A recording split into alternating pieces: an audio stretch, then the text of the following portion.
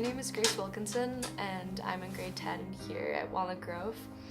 And just about 6 months ago, I lost my brother to an overdose. He was a member of our family and he's gone.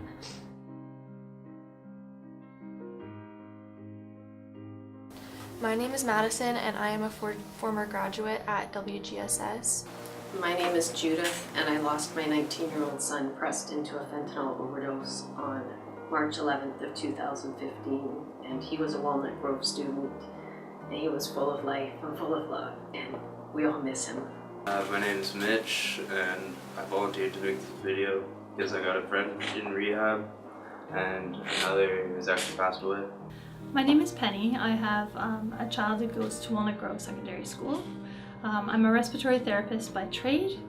I work in the hospital at Surrey Memorial Hospital and I often work in the emergency room. I'm Patsy O'Dell. I'm a resource teacher here at Walnut Grove, and I know a lot of kids. I lost one of my very close friends 6 months ago, and he died from a drug overdose. And even to say those words that he had died, it's still not real to me to think that he has died from that. Alex's death for sure brought to light that we can't be doing that anymore, right? It's just, can't do that to our families, can't do that to the people that love us, and people that we love. Alex's overdose has impacted my life in so many ways. He really was one of the most amazing people I've ever met in my entire life. Alex was the best big brother. He was so goofy all the time. He was always looking out for me. So I think every family is kind of like a puzzle and we all have our different pieces, and when we're all together we just fit so naturally and perfectly. But when one of those pieces is taken out, you have to find a new way to try and fit that puzzle back together, and it can be hard and it can be messy. Every single time I get on the ice to play hockey, I think of Alex. Every single time I see a dirt bike, I think of my friend Ryan.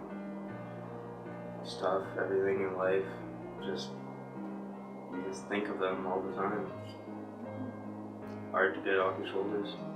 Losing Preston was so devastating and left such a huge hole in our family and in our heart, and I know how much it affected my son Colton as well, and I was scared for him, scared for all of us, and what life was going to look like moving forward without him in our lives. Before this year, I really didn't know much about drug overdose. You know, you see all the time statistics on the news and of people that have died from a drug overdose in this day and the people that survived, and I think that people seem to forget that those are people who have lost their families. Those are not just a number on the screen. I can really say that I'm not the same person that I was 6 months ago. And since his death, I made a promise to myself that I was gonna live stronger and better for him. But that doesn't take place of the amazing things that he should have accomplished and that he should have done. Preston was funny, friendly, very social. He just was a really nice person to have around in my class. If you're using drugs, I really want to get rid of the stigma, and I really just want you to know that it's okay, and it's okay to come forward, and it's okay to ask for help, because it's your life. And even though sometimes you may think that it's just your life and it's only affecting you, it's not. It's affecting so many other people, in this community, so many people in your family. It's affecting a lot of people. That ripple effect is huge. I really want you to know that it's okay to come forward, and it's okay to admit that you want help. If you know anybody or are someone who struggles with drugs or alcohol, that you need to talk to somebody and get some help.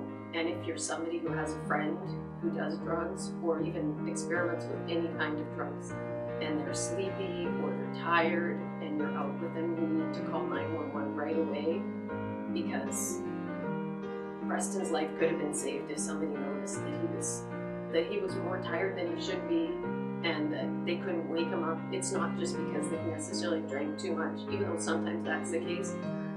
Very often it's not the case, and calling 911 could save them. If you see your friend passed out on the ground, always call for help. Don't wait. Even if you think he's just sleeping, it's not good. Losing a friend is not worth it. In the field where the overdoses occur, people don't always have the best chances at survival. The best chance actually comes from the people who find them. It's important to find someone, if you see someone who is unconscious, to try to make an effort to make them wake up or try to rouse them.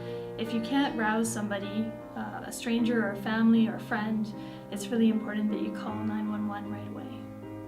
Even if just one thing that I say can have an impact on just one person, I've done enough. Just look out for each other, be there for each other. I want everybody to hold their friends pretty close. You never know when you're going to lose one.